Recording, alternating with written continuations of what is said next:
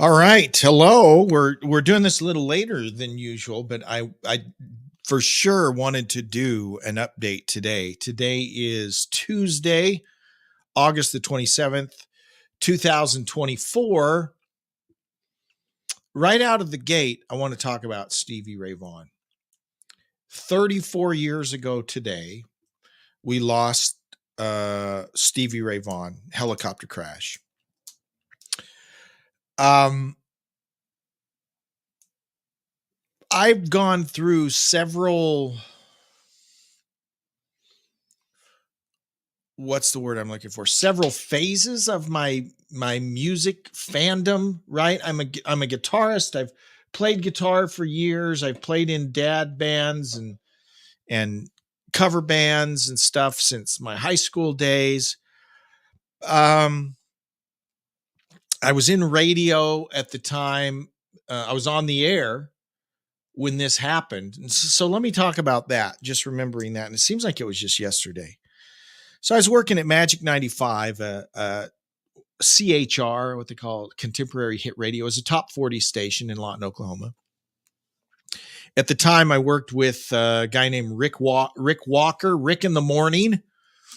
And at this particular time, I'd come in early and do the news. I was Rick's news guy.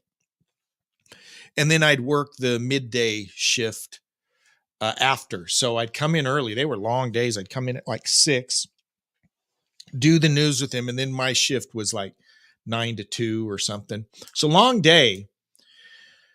Well, this particular morning, any of you that have worked at a radio station, you'll know about this. You have an AP wire, right? So when you talk about news coming over the wire, you literally have a little. At the time, it looked like a fax machine, right? It was a dot matrix printer, and the AP news wire, was be in the back of the newsroom or the back of your studio somewhere, and would just be all day just clicking out stuff from the AP. Your weather would come across there, local news would come across. Well, I remember that morning as I was doing the news, we were getting stuff come across the clicker. And people don't remember this, right? But there was about a 2 or 3 hour lag before we knew that Stevie Ray had died.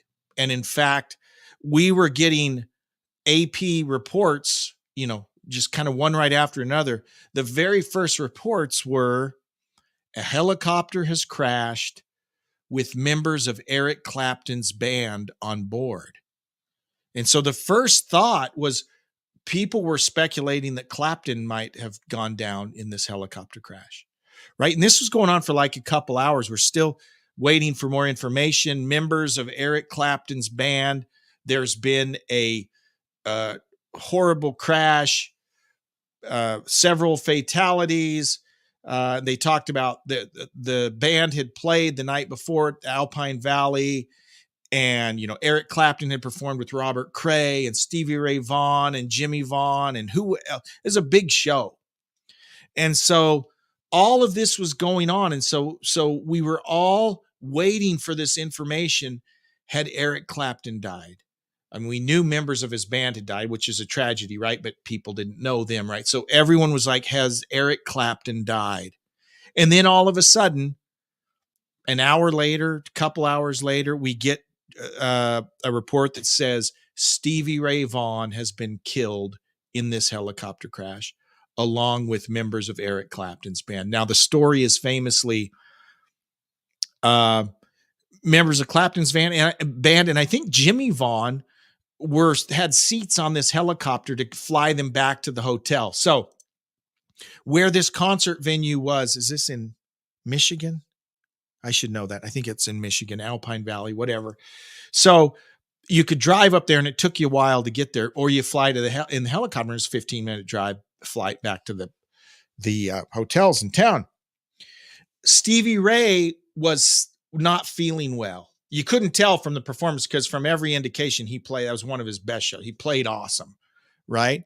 But he had a sore throat, wasn't feeling well, and he asked Jimmy if he could have his seat in the helicopter, and Jimmy said, sure. So he gives Stevie the seat. Stevie gets on board with a bunch of members of Clapton's entourage.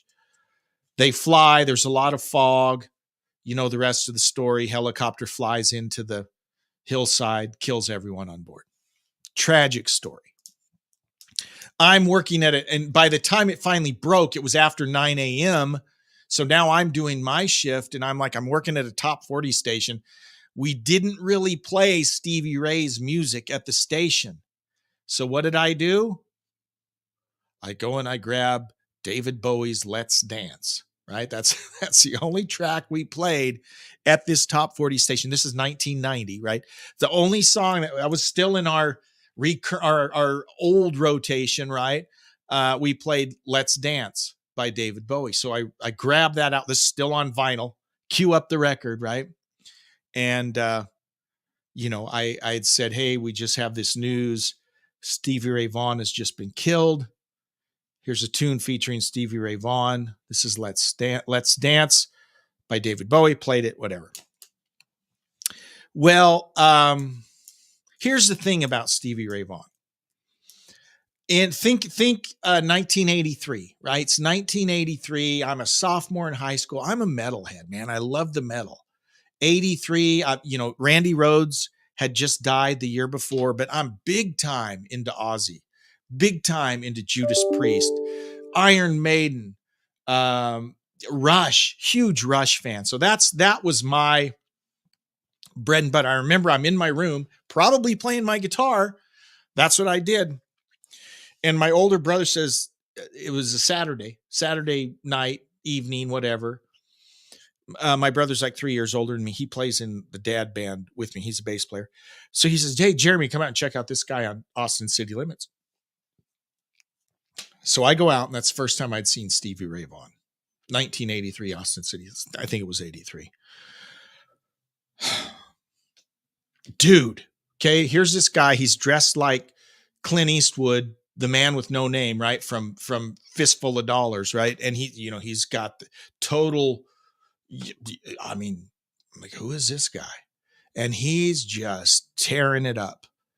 And I had never seen, I knew of blues, right? I knew what the blues was, but I'd never seen, that gave me a whole new idea of what the blues was, right? And he was awesome. And then shortly after that, they started to run videos on MTV of like Cold Shot, some of his songs. And I was bit by the Stevie Ray Vaughan bug bad. That really kind of turned me around, because I was up to that point. It had always been metal. It was all about the metal. And I want to say hello to my friend, Frank. I could tell you stories about Frank. Frank, I don't know if you remember this. My junior year in high school, you're a sophomore. Okay. We're in Mrs. Shea's computer science class on those Tandy machines. Do you remember this? And I don't know if you remember, but at this time, you might have been a junior and I might have been a senior. I don't remember. I remember I had spiky hair and I had pink Converse high tops. And you don't know that I know this, Frank, but I do know this. You looked at my shoes and you laughed. You laughed at my shoes. Do you remember that, Frank? Do you remember laughing at my shoes? I remember. So, Frank, by the way, is a very successful DJ. You're in Dallas, aren't you, Frank? I think you're still in the Dallas area. Frank is a phenomenal musician. And I remember you, Frank, first as a violinist, playing the violin. But now Frank plays guitar, drums, super talented, way more talented than me. So thank you so much for tuning in. He doesn't remember laughing at my pink shoes. I saw it. I saw you out of the corner of my eye, laughing at my shoes. But but I'm glad to have you here. Yes, Frank is in Dallas. DJ Love, right? Did I get that right? If you're in the Dallas Fort Worth Metroplex and you have a chance to go see DJ Love, you got to do it. He's very good at what he does. Just a great, talented guy, even though he laughed at my shoes.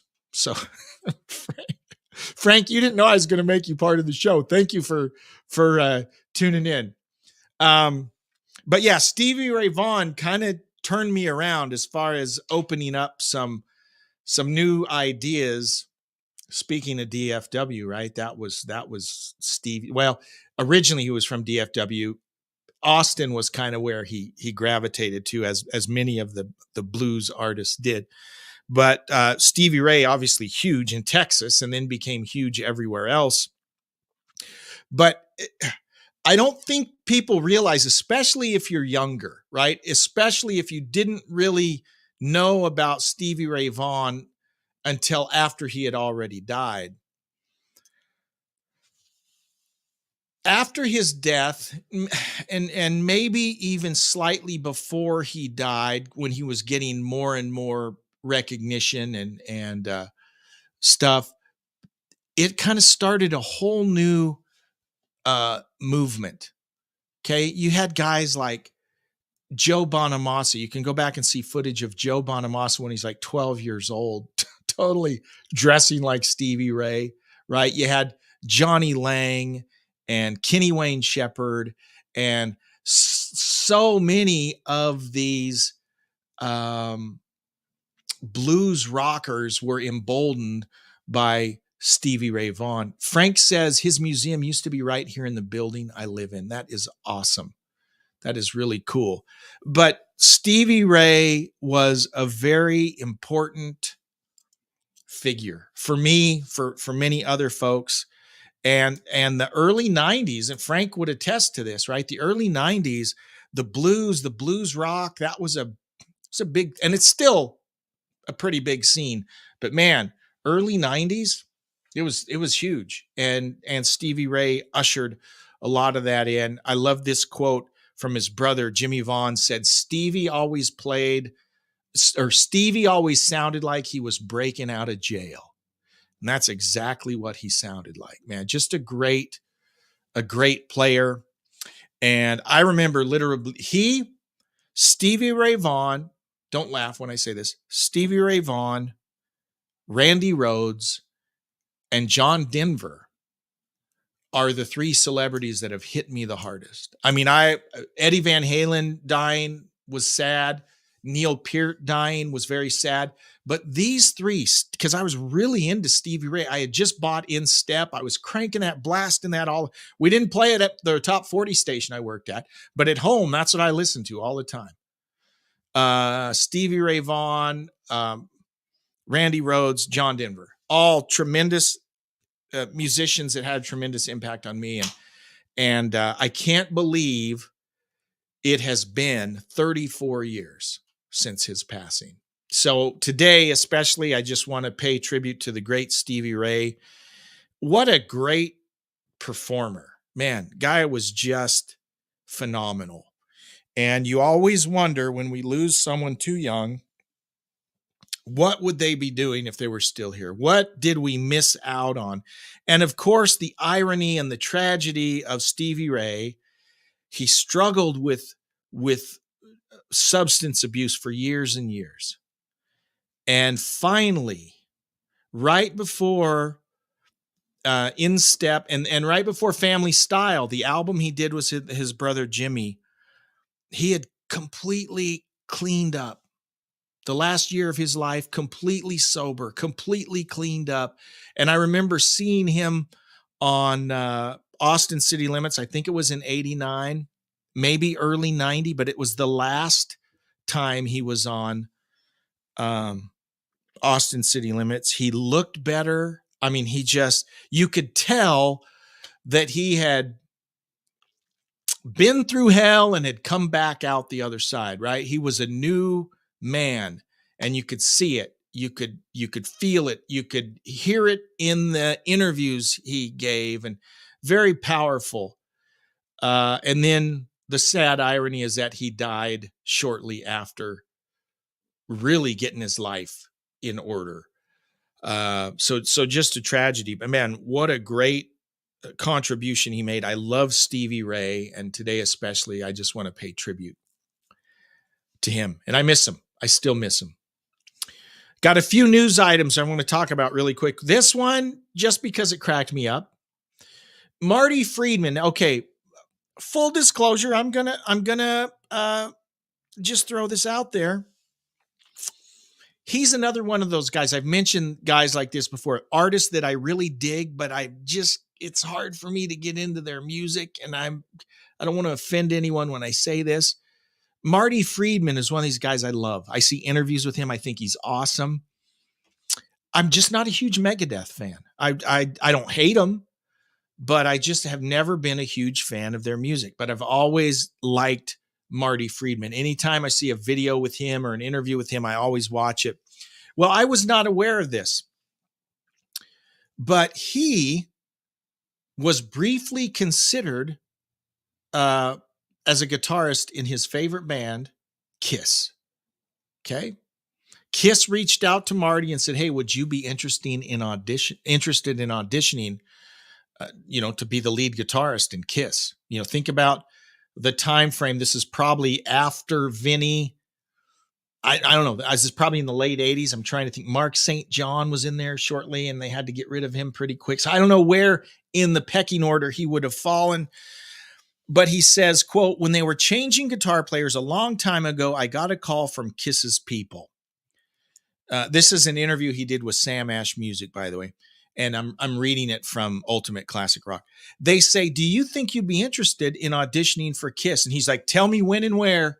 "Yeah, absolutely. I'd be interested in that." He was ecstatic because this is like his band, right? Guys,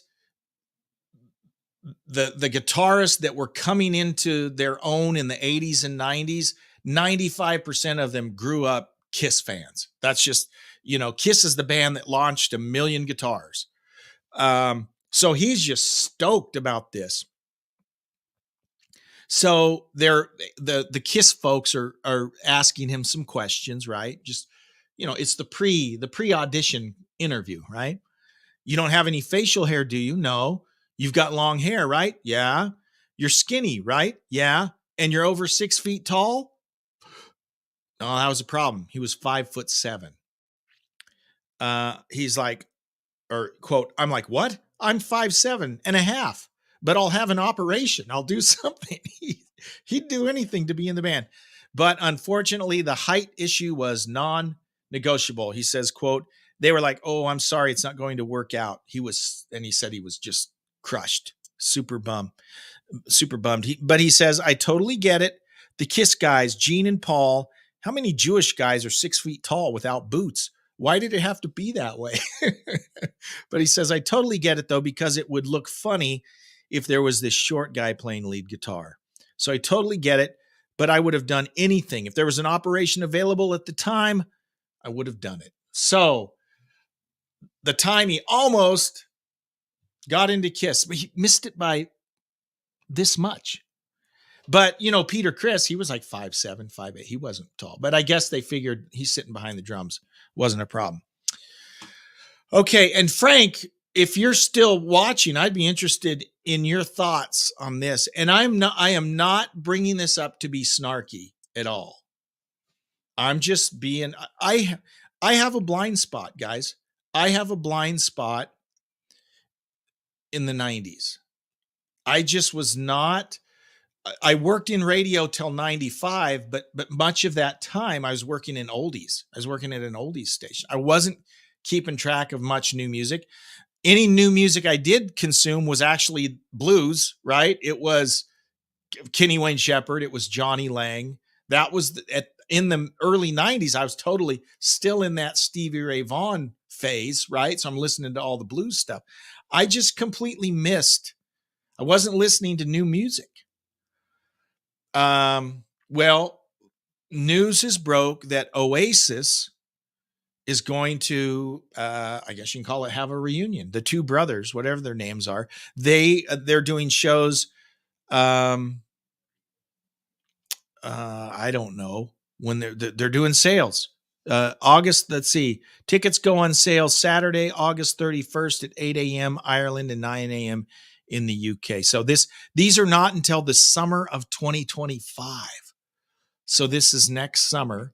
I don't know if they're going to be recording new music. I don't know what's going on. I don't know. So here's my question. Frank, are you listening? Is it worth it for me to go do a deep dive in Oasis? Champagne Supernova, is that Oasis? I'm going to see what Frank says. The 90s was the most exciting time for me as a DJ, but I did listen to a lot of 90s rock. Personally, I like Blur more than Oasis. So so Frank, are you saying it is worth it to me to do a deep dive into Oasis? Is that time well spent? Is that what you're saying? Oh, now he says, he's thinking about it. I see smoke coming out of his ears in his picture. So I am honestly asking the question because all I know of Oasis are the Wonderwall. Was that the hit?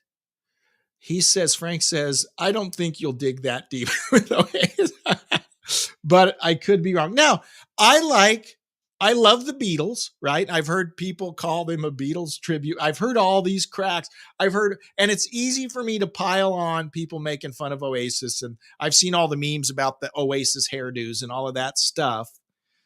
But I'm honestly asking, do you like Oasis? Would you recommend that I spend the time to go in and listen to more than the 2 or 3 hits that I've heard on the radio? Some people love them and think they're one of the best bands of the 90s. And I'm claiming ignorance. I just never really I didn't listen to much music in the 90s. So I'm just throwing it out there. You can always email me, classicguitarrock@mail.com, classicguitarrock@mail.com. Frank, thank you for chiming in. Any of the rest of you, any thoughts you have, I'm open to that. I'm not trying to be snarky. I've posted a few snarky memes on X about Oasis, but let's be honest, I just do that for clickbait, right? We all do that. But I honestly would love your opinion on Oasis and if it's worth me spending the time to check out their music. Here, I'll give Frank the final word. He says, I like them, but I definitely listen to them and then make a decision. I never found them that great, but not bad. Okay. So I'll check, I'll see, and then I'll come up with an informed opinion about it. I want to thank Frank for chiming in, and I want to thank the rest of you for watching. We're up to over 65,000 followers on X. If you aren't following us on X, please do so. We also have the World's Worst YouTube channel. Check that out. You can follow us on Facebook. And as always, you can email us, classicguitarrock@mail.com. And the final plug, if you aren't listening to Classic Guitar Rock Radio, what's up? Come on. Check it out. Go to our website, which is just classicguitarrock.com. You can click on either the podcast button or the radio button. Radio 24/7. It's a great radio station. I'm just saying, check it out. Thanks for tuning in. We'll do this all again tomorrow. Live long and prosper. See you. Bye, Frank. Take care.